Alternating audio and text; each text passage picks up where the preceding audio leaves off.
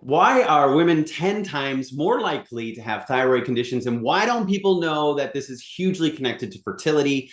To help us answer these questions today, Dr. V and I have an amazing guest, and we had to get started recording because we were totally geeking out for far too long.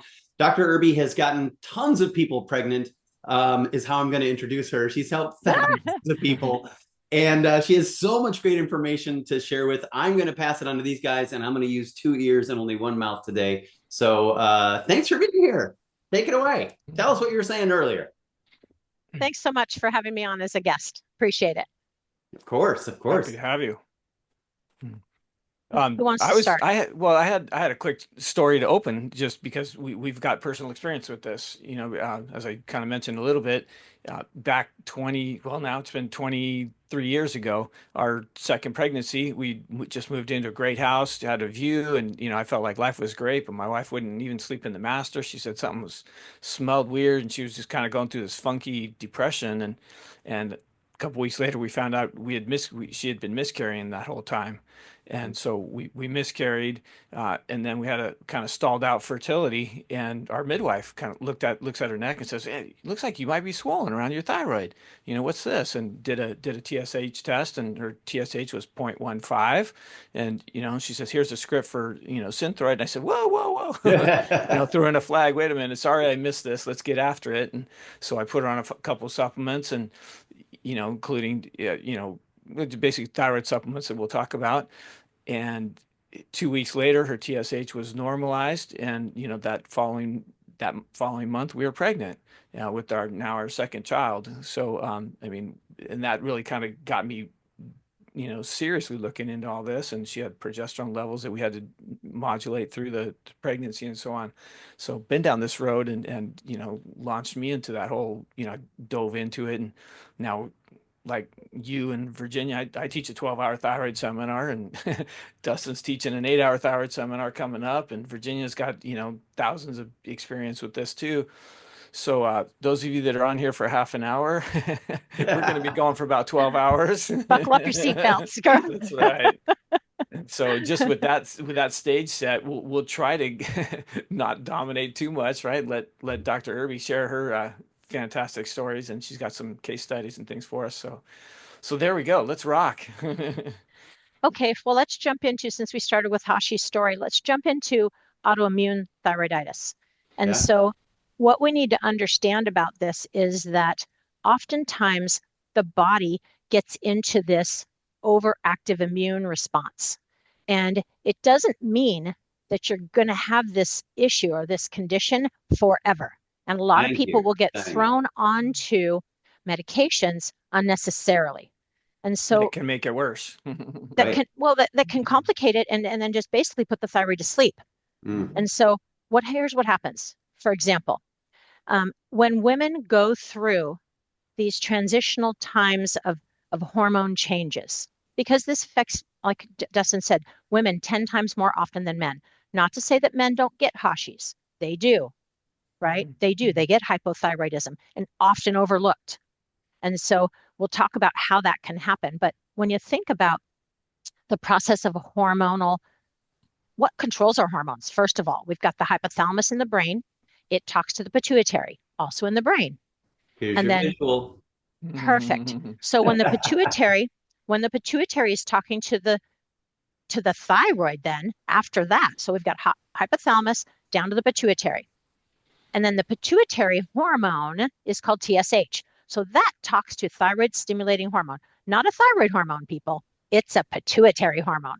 So Right. when we're measuring that, we want to make sure that the pituitary is talking in a normal tone of voice to the thyroid, I like not that. not whispering, not screaming, right? If the pituitary is talking in a normal tone of voice, that TSH will be in a normal range, usually 1 to 2. We like it, right? If it's lower than that, the pituitary is whispering and the thyroid may be a little overactive, or there's lots of complicating things that can happen. But we'll just say that the thyroid is a little overactive. There's too much hormone, and the pituitary doesn't have to talk to the thyroid. It's like going, hey, you can have a day off today. You can just, you don't have to come to work. We got plenty going on down here. Then, if the opposite is happening, because that would be considered in a Graves kind of a thing, right? A hyperactive thyroid. These people are losing weight. These people are, their hair might be falling out. Could be happening with hyper or hypo. They can be not sleeping. They're like the Energizer Bunny, right? They just can't turn it off, the switch. It's just like going, going, going, going. The opposite end of that spectrum is the pituitary screaming at the thyroid. And now we've got the thyroid is saying, get to work. What is going on here? But then you really have to look at the lab work. TSH is not the end all to thyroid dysfunction or knowing what thyroid is doing. So what happens if that thyroid is getting too much instruction? It's yelling.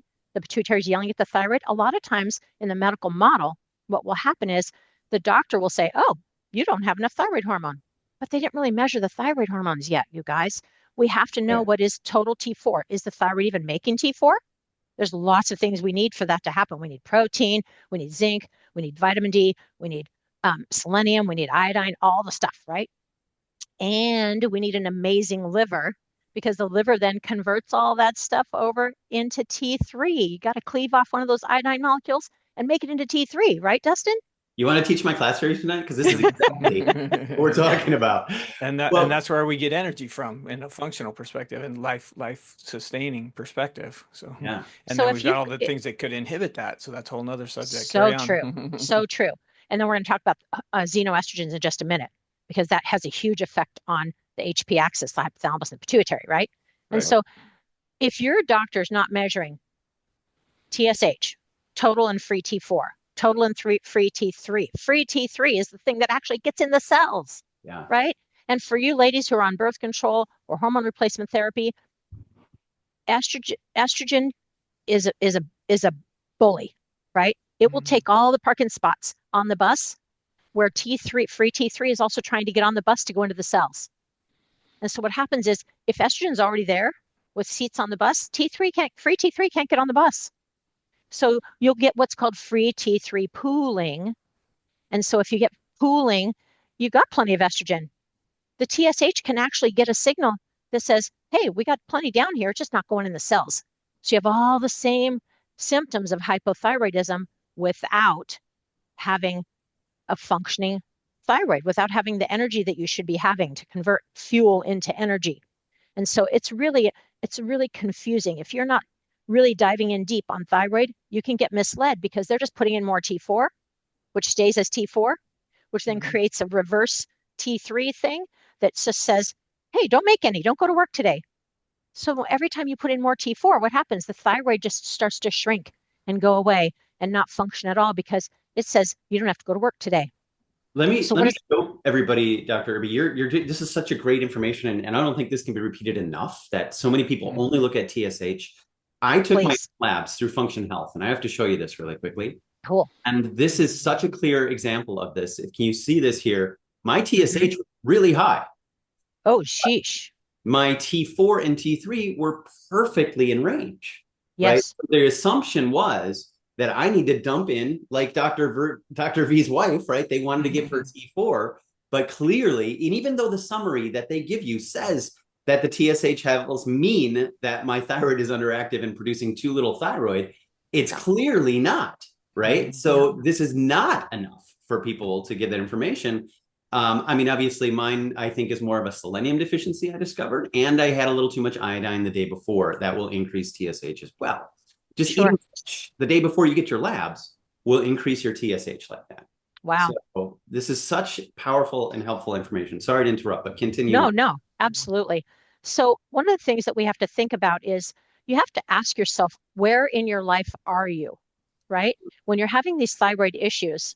I mean, I had a young girl who was hit in the throat with a soccer ball, 14 years old, and developed Hashis. So trauma to the throat, right, can also induce an autoimmune condition. And so when we ask ourselves, what is autoimmunity, right? Autoimmune basically means that your immune system has become overactive, and for whatever reason, it has decided to attack a tissue in your body. For the thyroid, it's called Hashimoto's or Graves. And it's just a flip of the coin, honestly, which one you're going to get. I don't think there's any way of determining. So that something is just wrong, like the body's making a mistake, right? There's a reason, and there's always a reason. And like you're saying, that physical trauma to the thyroid is probably the reason there. But what I think the three of us are going to do for people is find out what that was and correct Yes. that at the same time. But Yeah, go We ahead. have to be we have to be a detective. Exactly. Exactly. Dr. Vrzal, why don't you talk about a leaky gut and how that contributes? Exactly. Yeah, well, I mean, we've got that whole perfect segue, right? We get stressed out or minerally deficient, and we have leaky gut where proteins, undigested proteins, are leaking through the intestinal lining and tripping up the immune system.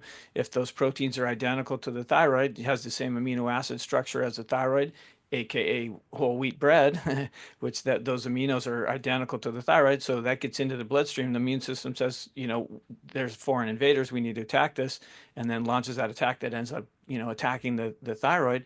And it's just because they were having, they were stressed out and had a Togo's whole wheat sandwich or something. So we've got those dietary stressors that are much like a soccer ball to the thyroid, Yeah. Yeah, that absolutely. sets the stage. And so that he makes a really important point. Our nutrition over the years, why would our body become so distressed that it decides that it needs to go rogue, right? Mhm, mhm, If it's going to go rogue, there have to be contributing factors, and there are many. There are the fact that we have more stress than we should have, the fact that we are putting young girls on birth control, which is disrupting our hormone basis, right? When you put, I've got cramps, I've got a really heavy cycle. Well, who's to say that these things aren't normal and need a little bit of nutritional support to get mhm, them back to a happy place, right? But no, mhm, they're just going to throw these 13-year-old girls on birth control, which then puts exogenous or outside hormones into the body. And then the bloodstream circulates back up to the brain. Remember the hypothalamus pituitary we were talking about? It says, hey, there's too much of this particular hormone in the body. And so then what happens is it says, okay, well, I'll stop sending signals to that part of the body. But guess what? The hypothalamus pituitary, it's not that particular. It's going to stop sending signals to the thyroid, to the adrenals, to the pancreas, to the ovaries, to the testes. And so we call that HP axis downregulation. So it just basically says, okay, I'll chill, but then other systems are getting affected by that outside hormone. This happens with testosterone, this happens with thyroid hormone, this happens with insulin, any exogenous, except for type 1 diabetics, they don't have a choice. Everybody else has choice, right? We have to control what goes in our body. And when it comes to these hormone levels, especially, there's research that shows that there are hormone disruptors that we really need to be aware of as well that can affect our thyroid. And so these are things like laundry soap that's fragranced, dryer sheets that are fragranced, these new ones that come out, the little pebbles that you throw in your dryer or whatever, wherever you put those things that smell like springtime. Well, guess what? Those are causing hormone disruption and downregulating your HP axis. So it's getting confused. It's like going, I have so much, because all those chemicals, guess what they turn into? Men, listen to this. It turns into estrogen. Mm-hmm. If they convert into estrogen-like hormones, what's happening to your testosterone? Right? It's really taking a dive.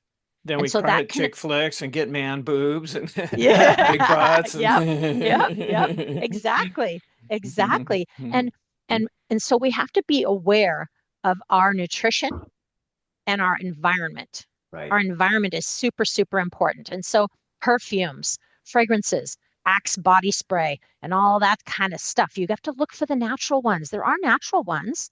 You just have to look for them. And Yeah. if we support those products, they will become more important than the fake chemical smelly products. Febreze that you spray in your house. All that stuff is really, really, really bad for you and affects our hormones very, very much. So, Dr. Irby, when you have that lady who has been using perfume forever and she comes in the office and people all walk outside to take a breath of fresh air, how do Yes. you gently have that conversation with her? That's my question for you. Okay, so I'm as you know me, I'm not that gentle. I was going to say, right? I'm not that gentle. I'm just going to go, hey, Mary, you do understand that the perfume that you wear converts into estrogen. And you know that insomnia that you're having, or you know those hot flashes that you're having, or you know that fat that you're trying to get rid of, because you know that the women who wear that stuff, they have all three of those things, Yeah. right? Yeah. They Good have all point. three of those things. They have long, heavy cycles. They have all the things that are causing them ill health. And I have to tell them, when you come in with that on, it affects me as well Yeah. because I'm smelling that. So I would appreciate it if you didn't wear that stuff. I would like you to decrease it for your own health. But when you come in the office, we have a lot of people in here who are sensitive to smells and fragrances. And so I'd appreciate it if you just didn't wear them when you came in. Beautifully done. I like that. Right? Because you made it about her specifically and how Oh, it's keeping her from achieving her goals, right? always. You know, because I've got a guy, he for years, if a girl came with, he would just leave the room. He was just like, so like, I can't stand this, you know, thing. But because Yeah. he knew what was happening to him. But I didn't know how to have that gentle conversation. So that's really well done. Yeah. And I also make it about the people who are sensitive. If you are that sensitive that you have to leave the room, you got a dirty liver, man, because you're not able to clear that stuff out. Right. And it's really adversely affecting you and causing you to have a reaction. And If so you don't care how it's affecting everybody else, you need more El Rudery, right, Dr. V? that's right. I had mine this morning. Right. I didn't love it, but I had it. Nice. Guess you need more, so you'll love it, huh? Apparently. Okay, so let's move on to puberty and kind of actually I want to finish up on Hashis just a little bit. Sure. So and Dr. Vrzal touched on how when we eat things that contain gluten, rye, barley, oats that aren't gluten-free, mostly grains, you guys, but basically it's anything that's going to have any gluten in it. Soy sauce is not bread, but it has gluten, right? So you have to be a detective. You have to be a detective about what contains gluten. Anything breaded, right, is going to contain gluten. And so if you're eating out, you don't want to have a breaded anything. You want to have it grilled, right? You want to have it grilled and not deep fried because the bad fats and all that stuff, right? Let's open up the conversation of what symptoms would somebody experience right after they ate so that they can have that kind of like the perfume story so that they can know, oops, I'm not going to that, I'm not getting that meal again, or I'm not eating at that restaurant, right? You know, the brain fog, talk about maybe the estrogen symptoms so that somebody Yes. can be educated and understand what they're looking for. If someone gets gluten, so my daughter-in-law, what dove me into this was my daughter-in-law went on birth control when she and my son were getting married. And within 2 months, she had Hashis. It was a hormone disruption issue. And we controlled it for 10 years without medication. Then so she got to change his cologne. Is that what was happening? no. She just Okay. just got Hashis, right? Okay. And I think it was a hormone issue, right? We talked about how hormone shifts can cause disruption in not only ovarian hormones, but also all the other hormones in the body. And so it caused an autoimmune condition for her, which created the Hashis. And so then what happened was for 10 years, we controlled it with just nutrition and diet. And she did amazing. Then she got pregnant. But if she gets, going back to Dr. Vrzal's statement, if she gets glutened, we call it, if you get glutened, right? You got exposed. You will have, her thyroid will swell a bit because the antibodies get activated. I think of them like little Pac-Men, right? It's like you activate little Pac-Men, the old video game, and you activate these little Pac-Men. They cross over the gut lining into the bloodstream, and they're just going around looking for gluten anywhere they can. And because he said this molecular mimicry happens, right, in the thyroid, the thyroid looks a lot like gluten to these Pac-Men. It's similar enough. They're like cousins, right? And so it's like going, oh, there's some stuff right there I can just chomp on. And so I tell my patients, when these Pac-Men are chomping on your thyroid, they're breaking open these millions of little vesicles in the thyroid that house T4 and T3. So it can actually feel like you have too much thyroid hormone. And your labs can show that. If you're in an acute Hashis phase, in the beginnings of Hashis, it can actually look like Graves because there's too much T4, too much T3, right? And so then once that clears, then you go back into the pit of what is Hashimoto's, which is hypothyroidism, right? There's phases of this condition that get affected. And so you can't check that if you suspect someone and these are newish symptoms to them, you can't look at those hormones and those lab values and say, oh, you have Graves. You just have to kind of be patient and you treat it like autoimmune and not like Graves. And you clean up the liver so that stuff can clear And this happens also when you get gluten, right? They can have these little short periods of even hyperthyroidism, so where they can't sleep and their hair's falling out and stuff like that. But you have to remember the thyroid stores about 2 to 3 months worth of thyroid hormone in it. And so when a patient comes in and says, my hair's falling out and blah, blah, blah, I'm like going, what happened 2 months ago? Were you sick? Did you go on vacation? Did you eat off track? What happened then that created these symptoms now? Because now your thyroid is a little bit depleted of thyroid hormone. We have to kind of, support that production again.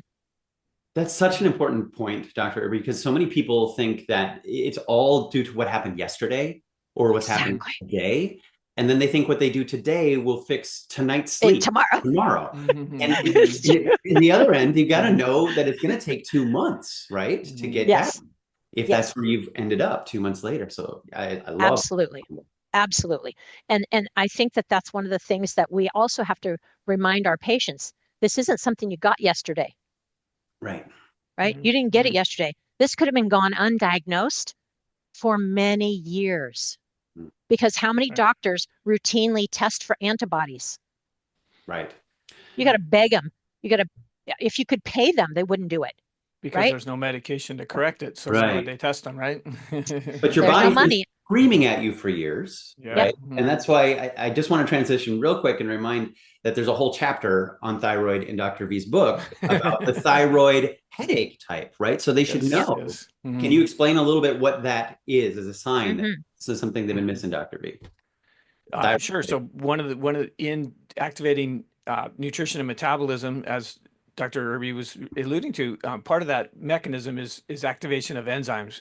And so if we don't activate enzymes properly, then the neck extensor muscles turn off. And so that's what sets up that suboccipital, or what's typically called a tension headache. So the underfunctioning thyroid, which is not regulating digestion as part of its mechanism of activating nutrition and keeping things moving properly, keeping the mitochondria functioning, firing, then the neck extensors turn off physiologically, and that sets up that tension headache. So typically, and then another symptom of that, associated, since we're talking about Hashimoto's, another physical manifestation is that both glutes will turn off in a Hashimoto's, in an autoimmune attack against the thyroid. Both glute muscles will turn off, and that sets up and opens the door for a L5 disc problem, a low back disc, where L5 is that most common place where people have a disc, and then they've got that radiating pain down the leg, and it hurts when I sit too long or can't bend over, and these things. That's often consequences of that long-term thyroid stuff, like we've just been talking about. That it didn't just happen yesterday because they ate Togos. They've been going to Togos for lunch for the last 6 years. Or those things. Sorry, Togos. I guess Togos is not around much anymore anyway. So, but just to make the point of, it's these daily lifestyle choices. It's like I was going to open up the door on on Alzheimer's and that sort of stuff. That didn't happen overnight, but thyroid is the same sort of thing. Even though, Dustin, I think that was before we turned on the camera, you were talking about taking iodine, and that affected your TSH, your thyroid labs the next day. It can't be that immediate, and that's part of what I was, saying, Dr. Irby, let's talk about the symptoms. So, like, the brain fog that's going to happen almost immediately when somebody eats a food that's messing with their thyroid. They're going to start losing words. They're going to, have a brain fog and crave carbs or sugar because their metabolism stinks. Their brain gets starved out for energy. That's an immediate sign that, hey, what I just ate may be affecting my thyroid. It's definitely affecting blood sugar. It's probably affecting thyroid. Then the thyroid swells like your daughter-in-law and that sort of stuff. So, in this podcast, we're trying to also give people the wherewithal, the immediate indicators to know what to change and what to look for, so that they know right away, oops, that perfume didn't work for me, right? That was a xenoestrogen that mimicked estrogenic symptoms. If I keep doing this, here's the crystal ball. This is what my life might look like. So true. So true. So let's talk a little bit about cycling pregnancy and postpartum, because there's a large amount. What is the point? 18% of women who have had a pregnancy, had a miscarriage, or postpartum pregnancy, miscarriage, or on birth control. The most common time for a miscarriage is pregnancy number 2. right? Oh, interesting. Because of the hormonal storm of pregnancy, right? Yeah. And so what happens is um, basically it says 18%. 18% of pregnant women have either TPO antibodies or thyroglobulin antibodies. 18%. That's a huge number. And most of them, here's the sad part, most of them don't even know it. Right. And so then what happens, they could have acquired those antibodies after the first baby when hormone disruption occurred. And then nothing really happens until they get that second onslaught of hormonal shift. And then most miscarriages often occur because of a low progesterone. If we don't have enough progesterone in the body, because the placenta does not make its own progesterone until the second trimester. And so then what happens, that first trimester, we're responsible for having our own. Well, how many women do you know that already have a kid or two have enough progesterone? Because what's it turning into? It's turning into cortisol. Right. Right. So stress is stealing from that progesterone, right? Exactly. And that creates estrogen dominance. And then that creates an inability of that fertilized egg to implant. Right. And so we can provide chaste tree for that. Chaste tree is an amazing thing that I start all of my females on who are planning to get pregnant. I start them on that the month before pregnancy that they're planning to get pregnant because they'd let me know, hey, I'm planning to get pregnant. This is the month I'm going to start to try. Great. Let's get on some chaste tree. You're not an unstressed person. Right. And so we just get them on chaste tree, and knock on wood, I have never had a patient lose a baby who's been on chaste tree. Wow. Awesome. It's remarkable. Affordable solution, because that's not an expensive herb. And I just give them one a day. Yeah. I don't give them a high dose. Wow. If they've already had a miscarriage, I'll give them 2 a day. Right. If they've already experienced a miscarriage previously. To add to your story, I just had a lady in the fall who hadn't had a period in a whole year. That's why she came to me. She's having a horrible amenorrhea, bad cycles. I put her on chaste tree and wheat germ oil, had her cycle the next month, and got pregnant the next month. Oh, wow. You're just waiting to happen. Yeah. Yeah. And it wasn't like she wasn't cycling, right? She just couldn't didn't have enough to create a cycle, shedding of the uterus, right? She was still going through the process. So then here's the other thing that happens. Thyroid antibodies are connected to premature ovarian insufficiency and endometriosis. So what does that mean? If you've got Hashis, and 10% of people with Hashis have no antibodies. So see, that's the other thing, Dustin. You just may not have antibodies yet. So you need to retest those again in 3 months. And see how they're doing. And you need to act as if. Right. There's a reason something's going on there, right? I'm taking my Simplex M every day. Don't you worry. Yep. And then I would also add some thytrophin to that. Additional thytrophin? Yeah. I would just add an extra 1 thytrophin a day. Well, if you're taking enough Simplex M to give you the thytrophin, then that's fine too. But those antibodies, we're talking infertility here, people. Globally, 1 in 16 adults suffers with some form of infertility globally. It's probably conservative. I'm sure. These are the people who are just complaining about it, right? These are just the people who are complaining about it. Who can't afford IVF or whatever. Yeah. Right. And so basically, if that's true, it's also well documented that there's an increase in risk of pregnancy loss with thyroid antibodies, right? So we need to be testing our women, our patients who want to get pregnant. It's a cheap test. Get tested for thyroid antibodies. If you have them, we can address them, right? We can get those numbers low. But we've all had patients with thyroid antibodies in the thousands, right? So let's give people some solutions for this, because we are getting close to the end, and I don't want to get your pearls of wisdom of what you would give somebody with Hashimoto's, what your protocol would look like for that. So for my Hashis patients, there are a few things. Lifestyle is huge, right? I want them on a very clean diet. I want no xenoestrogens in their life whatsoever. Like they clean their house free from all chemicals that might cause, and body care products that might cause estrogen dominance. I will make sure that they understand what is gluten, right? What has gluten in it? Because I'll have patients text me stuff. I'm like going, hey, can I eat this? I'm like going, what's the 5th ingredient, right? It says gluten right on the package. You got to read all the ingredients, right? And preferably unpackaged foods in a perfect world. From a nutrition standpoint, I will always have them on thytrophin, which is a protomorphogen of thyroid gland, which kind of acts as a decoy to the antibodies, but also new research is showing that it actually gives the thyroid instructions on how to repair and get healthier. And so We also Gold standard always, for Hashimoto's right there. yeah. So we take that on an empty stomach. So the body doesn't think of it as protein. We take that on an empty stomach. And your practitioner will tell you that. Romania complex has hemidesmus in it. And those are for autoimmune conditions. And I give it low dose. I just give one a day. Right. And it manages the auto antibodies very, very well. Is there a timing of that one that's important for the Romani at all? Okay. Nope. I just give it one a day in their regular vitamins. We have to address anemia because guess what? 30 to 40% of people with Hashis have anemia or with autoimmune conditions. 40% of these, now this was really, really interesting. You have to fix their gut.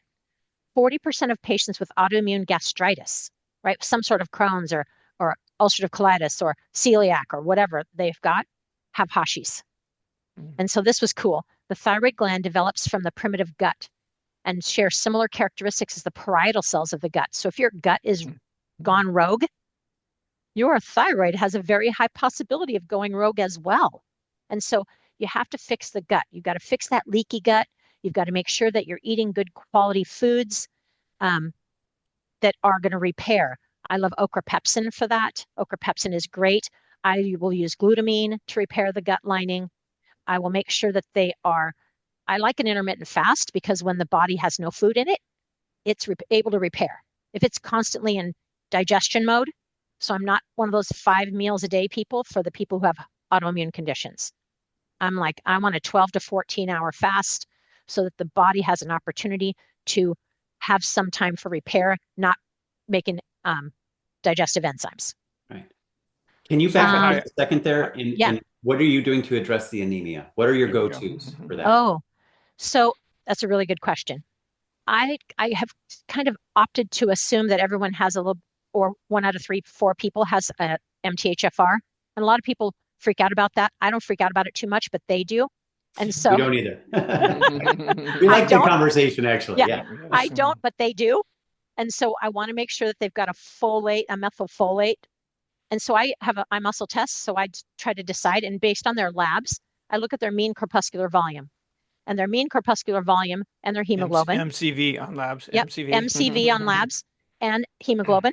And if they're both on the low side, then I want to build blood, as well as if it's, and then that's going to be more iron. If the MCV is low, it's going to be more iron. High iron foods, kale, spinach, beets, health liver. Foods, right? Liver, beef, right? Yep.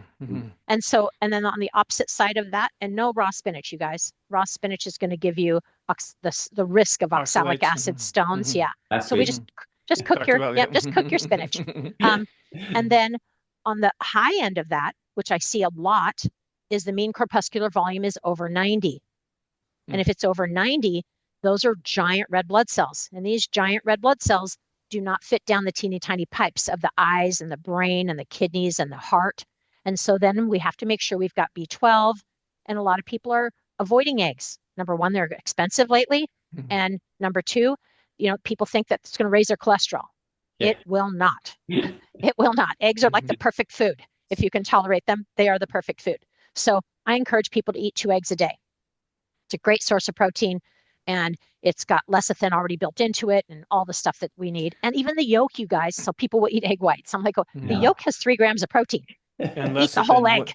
When the yolk is soft, the lecithin is still intact, which will lower your cholesterol. If you cook the egg yolk hard, if you're truly worried about cholesterol, which was, I think that was not last week's discussion, Dustin? A little bit, yeah. Or the week before. But the soft cooked yolk will have the lecithin. And as soon as it gets above 112, then that starts destroying the lecithin. So we want to keep the yolk soft to lower. There was a study back 30 years ago. They took 200 inmates, gave half of them, hard-boiled eggs, and the other half soft-boiled soft yolked eggs. Soft yolked eggs, cholesterol went down. The other one went up. So just good to know. Good to know. Watch this. Right? Just ask that question. Yes. And so, where was I? I forgot where I was. Eggs are perfect food. Iron. Oh yes. Yeah. Oh yes. MCV. And so, MCV. Thank you.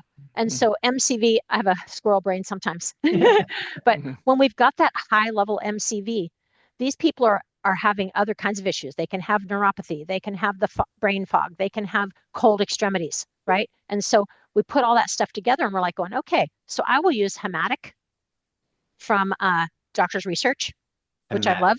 Okay. Hematic, great product. Which probably has some iron and some vitamin C. Oh, it has iron and B12 and it's got folate and it's got all the stuff in it, right? Right. And so, or I'll use Farrow Food from Standard Process. I like Farrow Food as well. Iron and C. And, yep.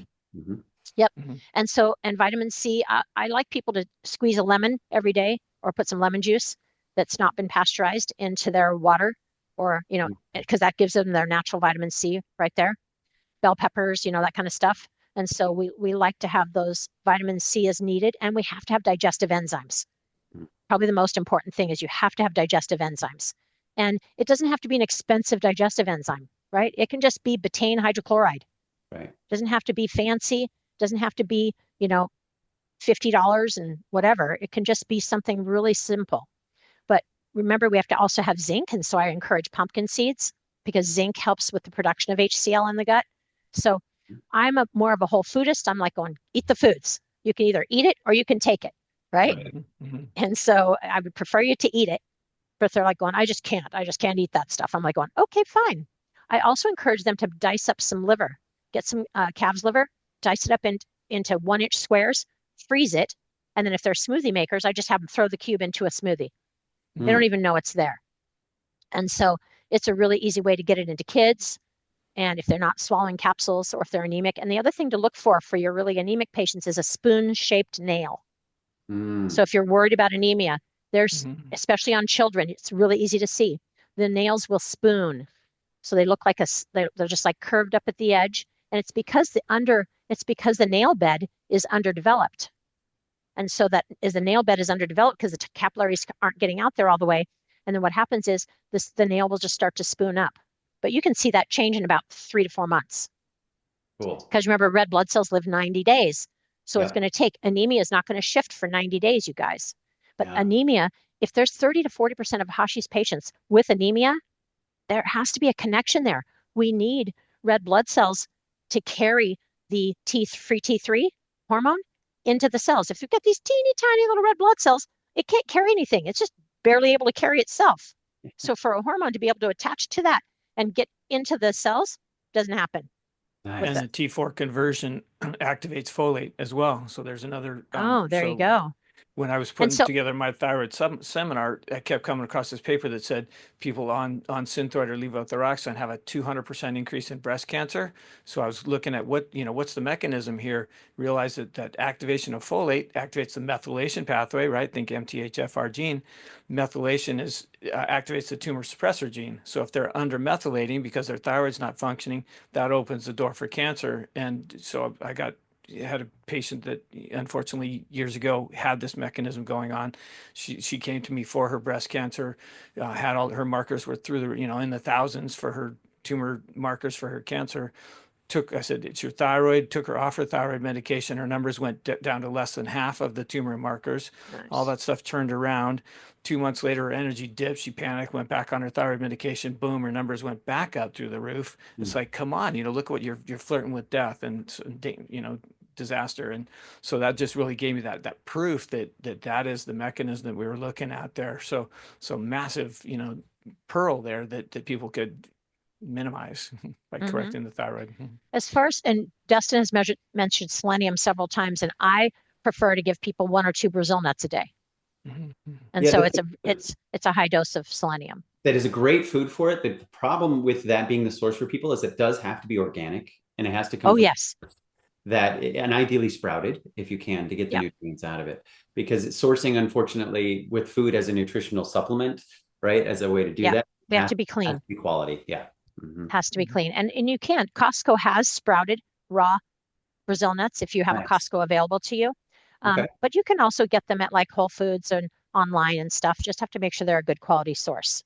Yeah, organic walnuts is another good source, not quite as high, but from a blood type perspective, walnuts are highly beneficial for all 4 blood types. Nice. Cool. So from that perspective, we're turning on the immune system and getting the selenium. So I just want to 5 minutes before you have to go save the world, Dr. Irby. So yes, thank you. We'll bring you back for sure. We've got a lot to talk about. But anything you guys want to wrap up? Last things you want to say that will be really important for everybody to hear who's stuck with us this far? I just want to remind people that if you get a thyroid diagnosis, most of these cases can get back to a normal functioning place with maybe less medication than you're currently taking. That's my goal. My goal with my patients, if they've been on thyroid medication for 20 years, my goal is what? Not to get them off. It's not likely to happen, but I can decrease their dose, and we do. Because anytime you've got an overabundance of any hormone in the body, remember what happens? The HP axis gets downregulated. And so our goal is optimize the function of the rest of the parts of the body that make this all balance. And by doing that, we can have less medicine. And that's our goal. I think all three of us agree that our The goal is is to less feel medicine. well. Less medicine is a sign that we're feeling better, we're functioning better, we're Yes. averting things like cancer, the big diagnoses, brain. I mean, thyroid is the processing chip for the brain. So these are, brain symptoms. I got another patient that when her thyroid's not working right, she can hardly get words out, and the family freaks out, and hey, we got it, but so yes, to your point, all this stuff is treatable naturally. It's a further sign. There's physical aches and pains of tension headaches, low back problems, brain fog, weight gain, hair loss, all these symptoms. These are signs that your body's yelling at you, hey, we need to change, we need to do something. There are simple nutritional ways like the supplements behind over Dr. Irby's shoulder there that can help, correct these things, and so don't lose hope, don't be intimidated, to the listener. If you have these symptoms, you have these labs that are out of whack, find somebody that can help you find the answers and live a thriving, flourishing life.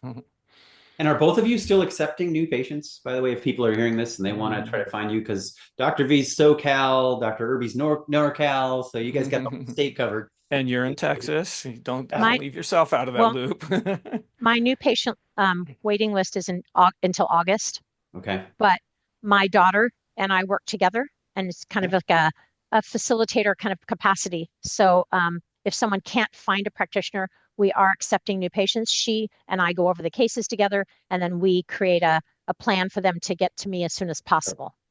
Awesome. Thank you so much for taking the time. I know you got to go save the world, so we're going to let you go, and we're gonna send this to you. And anybody has any comments or questions, leave them below, and we'll get them to Dr. Irby, and we'll bring you back, and we'll talk more. All right. Awesome. All right. Thanks so much, you guys. Been a pleasure. Bye.